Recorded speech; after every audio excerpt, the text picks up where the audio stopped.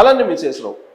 ఆంధ్రప్రదేశ్ మండలి ప్రతిపక్ష నాయకుడు బొత్స సత్యనారాయణ గారు, ఆయనకి మళ్ళీ ఆరోగ్యం సీరియస్ అయింది. అందుకే మండలిలో నుంచి హఠాత్తుగా ఇంటికి తీసుకెళ్లారు.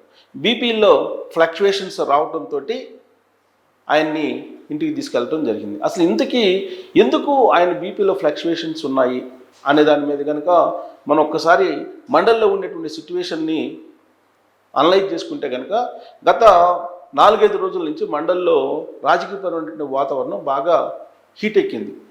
కల్తీ నెయ్యి విషయంలో, తిరుమల తిరుపతి దేవస్థానంలో జరుగుతున్నటువంటి అనేక అంశాల మీద మండలిలో స్టాల్ చేయాలి, మండలిలో వైఎస్ఆర్ కాంగ్రెస్ పార్టీకి సంబంధించిన సభ్యులు అధికార పక్షాన్ని నిలదీయాలి అనేది జగన్మోహన్ రెడ్డి గారి యొక్క క్లియర్ కట్ ఆదేశాలు. అయితే బొత్స సత్యనారాయణ గారికి గత వారం అస్వస్థతకు గురయ్యారు. అందుకే ఆయన హైదరాబాద్ వచ్చి సిటీ న్యూరో హాస్పిటల్లో చికిత్స పొందారు. చంద్రశేఖర్ రెడ్డి గారు ఆయనకి చికిత్స అందించారు. కోలుకున్నటువంటి బొత్స సత్యనారాయణ గారు నేరుగా మండలికి వెళ్ళారు. మండలిలో ఆయన ప్రసంగిస్తుండగా బీపీ ఫ్లక్చువేషన్స్ అని, అంటే ఆయన ఎంత టెన్షన్లో, ఎంత ఒత్తిడితో ఆయన మండలికి అడుగు పెట్టారో సహజంగానే అర్థం చేసుకోవచ్చు. జగన్మోహన్ రెడ్డి గారి యొక్క ఒత్తిడి బాగా ఉంది రాజకీయంగా ఆయన మీద. ఎందుకంటే ఆయన ట్రబుల్ షూటర్ అంటారు బొత్స సత్యనారాయణ గారిని. మండలిలో ఆయన పెద్ద వ్యూహకర్తగా ఉన్నారు, ప్రతిపక్ష నాయకుడిగా ఉన్నారు బొత్స సత్యనారాయణ గారు.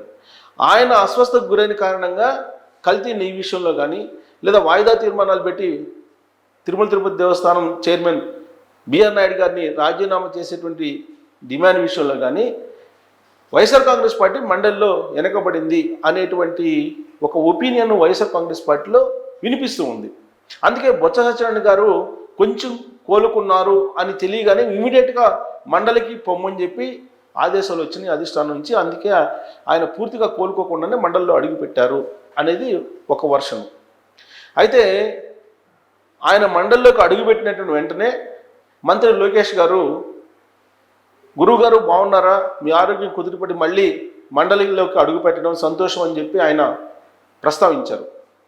కానీ బొత్స సత్యనారాయణ గారు మరి వినలేదు, ఆయనకి వినిపించలేదే కానీ మొత్తానికి సైలెంట్గా ఉన్నారు. దాంతో మండలి చైర్మన్గా ఉన్నటువంటి ఆయన, చైర్మన్ మంత్రి గారు పిలుస్తున్నారు బొత్స గారు అని చెప్పి ఆయనే చెప్పడం జరిగింది.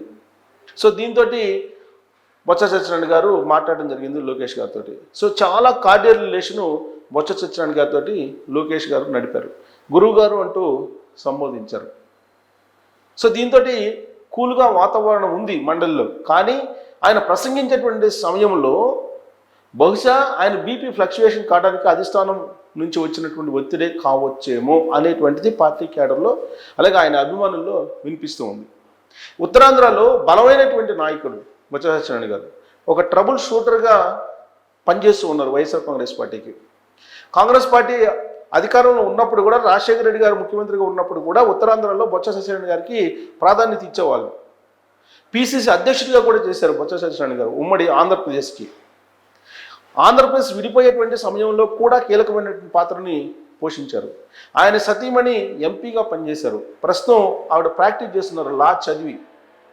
అలాగే ఆయన సోదరులు పాలిటిక్స్లో ఉన్నారు. వాళ్ళ ఫ్యామిలీ మొత్తం కూడా ఉత్తరాంధ్రలో పాలిటిక్స్లో ఒక బలమైనటువంటి ముద్రను వేశారు.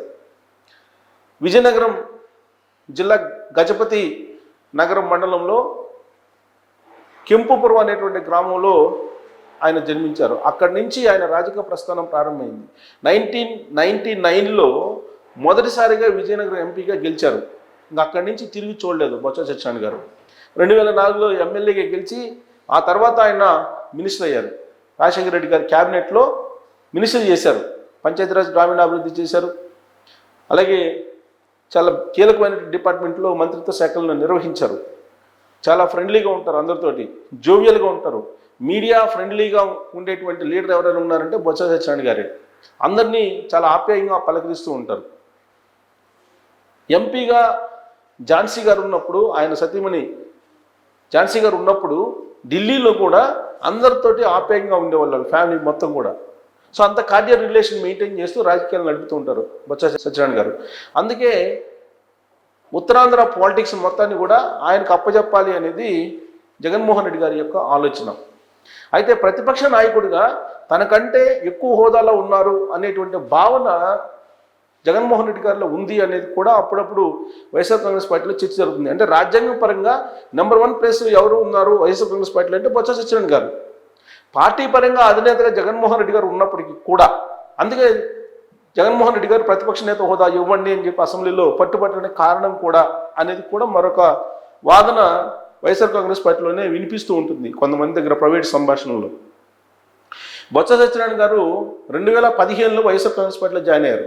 వాస్తవంగా అంతకంటే ముందు అసెంబ్లీలో రాజశేఖర రెడ్డి గారు హెలికాప్టర్ ప్రమాదంలో చనిపోయిన తర్వాత అసెంబ్లీలో మాట్లాడుతూ అసలు రాజశేఖర రెడ్డి గారు చనిపోవడానికి కారణమే జగన్మోహన్ రెడ్డి గారు అని చెప్పి సీరియస్ కామెంట్లు చేసినటువంటి లీడర్ ఆయన. అలాగే విజయమ్మ గారు కన్నీళ్లు పెట్టుకుంటున్నటువంటి సమయంలో కూడా కాంగ్రెస్ పార్టీ భావజాలాన్ని కాంగ్రెస్ పార్టీ స్టాండ్ని తీసుకొని మాట్లాడారు ఆయన. మామూలుగా అయితే వైఎస్ ఫ్యామిలీ గురించి అంత బాహాటంగా వ్యతిరేకంగా మాట్లాడేటువంటి సాహసం ఎవరు చేయనటువంటి రోజులు అవి. అప్పుడు బొత్స సత్యనారాయణ గారు అసెంబ్లీలో ఉమ్మడి రాష్ట్ర అసెంబ్లీలో అప్పుడు ముఖ్యమంత్రిగా కిరణ్ కుమార్ రెడ్డి గారు ఉన్నారు. ఆ సమయంలో కూడా వైఎస్ ఫ్యామిలీని వ్యతిరేకించి మాట్లాడినటువంటి లీడర్ బొత్స సత్యనారాయణ గారు. అంటే పార్టీ స్టాండ్ని ఖచ్చితంగా ప్రజల్లోకి తీసుకెళ్ళాలి అనేటువంటి కమిట్మెంట్ బొత్స సత్యనారాయణ గారికి ఉంది. 2015లో వైఎస్ఆర్ కాంగ్రెస్ పార్టీలో జాయిన్ అయ్యారు. 2019లో వైఎస్ఆర్ కాంగ్రెస్ పార్టీ అధికారంలోకి వచ్చింది. ఆ తర్వాత ఆయన జగన్మోహన్ రెడ్డి గారి క్యాబినెట్లో కూడా పనిచేశారు. విద్యాశాఖను ఆయనకి అవగాహన పూర్తిగా లేనట్టు విద్యాశాఖనే అప్పచెప్పారు. కానీ విద్యాశాఖని మీరే తీసుకోవాలని చెప్పి బలవంతంగా జగన్మోహన్ రెడ్డి గారు ఆయనకి అప్పచెప్పారు. విద్యాశాఖను కొనసాగించారు. ఏ శాఖలో ఉన్నా ఆ శాఖ మీద అవగాహన తెచ్చుకొని పనిచేసేటువంటి లీడరు బొత్స సత్యనారాయణ గారు. ప్రత్యేకించి అధికారులతో కూడా ఏ విధంగా పనిచేయించుకోవాలి, క్యాడర్కి ఏ విధంగా దగ్గర అవ్వాలి అనేటువంటి దాని మీద ఆయనకి అనుభవం ఉంది. అందుకే వైఎస్ఆర్ కాంగ్రెస్ పార్టీలో ఆయన్ని ఇప్పుడు ఉత్తరాంధ్రలో ఒక పెద్దగా చూస్తూ ఉంటారు. అంతకుముందు ఉత్తరాంధ్ర విజయసాయిరెడ్డి గారికి కొన్ని రోజులు, వైవి సుబ్బారెడ్డి గారికి కొన్ని రోజులు, ఉత్తరాంధ్రలో కొంత భాగం గోదావరి జిల్లాలని మిథున్ రెడ్డి గారికి కొన్ని రోజులు ఇలా అప్పచెప్పింది వైఎస్ఆర్ కాంగ్రెస్ పార్టీ. కానీ ఇప్పుడు మారినటువంటి ఈక్వేషన్స్ దృష్ట్యా కాపు సామాజిక వర్గం అనేటువంటి కోణం నుంచి ఉత్తరాంధ్రలో బొత్స సత్యనారాయణ గారి పేరుని ఎలివేట్ చేస్తూ ఉన్నారు. ఈ మధ్యకాలంలో అంబటి రాంబాబు గారు అరెస్ట్ అయిన తర్వాత అంబటి రాంబాబు గారిని కాపు టైగర్ అని చెప్పేసి సంబోధించారు జగన్మోహన్ రెడ్డి గారు. ఇప్పుడు కాపులందరూ కూడా కలిసి వైజాగ్లో ఒక మీటింగ్ పెట్టుకున్నారు గురువారం రోజున. ఆ మీటింగ్ అయితే బొత్స సత్యనారాయణ గారు హాజరు కాలేదు. కారణం ఏంటంటే హైదరాబాద్లో సిటీ న్యూరో సెంటర్లో ఆయన చికిత్స పొందుతున్నారు. స్వల్పంగా బ్రెయిన్ స్ట్రోక్ రావడం, బీపీలో ఫ్లక్చువేషన్స్ ఉండడం అనేది ప్రధానమైనటువంటి అనారోగ్య సమస్య ఆయనకి. అందుకే మాట కూడా గత కొంతకాలంగా స్పష్టంగా రావడం లేదు. అయినప్పటికీ ఆయన మీద ఉన్నటువంటి అభిమానంతో రాజకీయాల్లో ఆయన ఫ్యాన్స్ కొనసాగుతూ ఉన్నారు. అందుకే ఇప్పుడు ప్రతిపక్ష నాయకుడిగా ఆయన కొనసాగుతున్నారు మండలిలో. ఎమ్మెల్సీగా కూడా ఆయన కాబట్టే ఉత్తరాంధ్రలో గెలిచారు. 2024లో కూటమి అధికారంలోకి వచ్చినప్పటికీ కూడా ఆ తర్వాత జరిగినటువంటి ఎమ్మెల్సీ ఎన్నికల్లో అక్కడ ఉత్తరాంధ్రలో బొత్స సత్యనారాయణ గారు కాబట్టే గెలిచారు. గెలిచి మండలిలో అడుగుపెట్టి ప్రతిపక్ష నాయకుడిగా ఉన్నారు ఆయన. సో ఆయనకి అలాగే లోకేష్ గారికి చాలా కార్డియల్ రిలేషన్స్ ఉన్నాయి. బొత్స సత్యనారాయణ గారిని చాలా ఆప్యాయంగా పలకరిస్తూ ఉంటారు లోకేష్ గారు. ఇవాళ కూడా చాలా ఆప్యాయంగా పలకరించి చాలా సంతోషం గురువు గారు, మీరు ఆరోగ్యంతో మళ్ళా మండలిలోకి అడుగు పెట్టారని చెప్పి సాదరంగా ఆహ్వానించారు. ఆ సమయంలో ప్రసంగం చేశారు. ఈ ఆప్యాయత ఆహ్వానం అయిపోయిన తర్వాత మండలిలో ఆయన ప్రసంగించేటువంటి సమయంలో బీపీ ఫ్లక్చుయేషన్స్ ఆయనకు వచ్చాయి. అంటే ఏం మాట్లాడాలో, ఏం మాట్లాడితే ఏమవుతుందో, అధిష్టానం నుంచి ఏ విధమైన రియాక్షన్ వస్తుందో అనేటువంటి టెన్షన్ ఇంటర్నల్గా ఆయనకి ఉందేమో. అందుకే ఈ బీపీ ఫ్లక్చుయేషన్స్ మండలిలోకి వస్తేనే ఆయనకి ఉంటున్నాయి అనేటువంటిది కూడా ఆయన అభిమానులు భావిస్తూ ఉన్నారు. మరి ఇలాంటి పరిస్థితుల్లో ఇప్పుడు ఆయన అయితే ఇంటికి తీసుకెళ్లారు. ఇంట్లో ఆయనకి ప్రాథమికమైనటువంటి చికిత్స అందజేస్తున్నారు. సిటీ న్యూరో సెంటర్లో ఉన్నటువంటి డాక్టర్ చంద్రశేఖర్ రెడ్డి గారు గైడెన్స్ ఇస్తూ ఉన్నారు హైదరాబాద్ నుంచి ఆయనకి విజయవాడలో. ప్రస్తుతానికి అయితే ఆయన ఆరోగ్యం నిలకడగా ఉందని చెప్పి చెప్తున్నారు.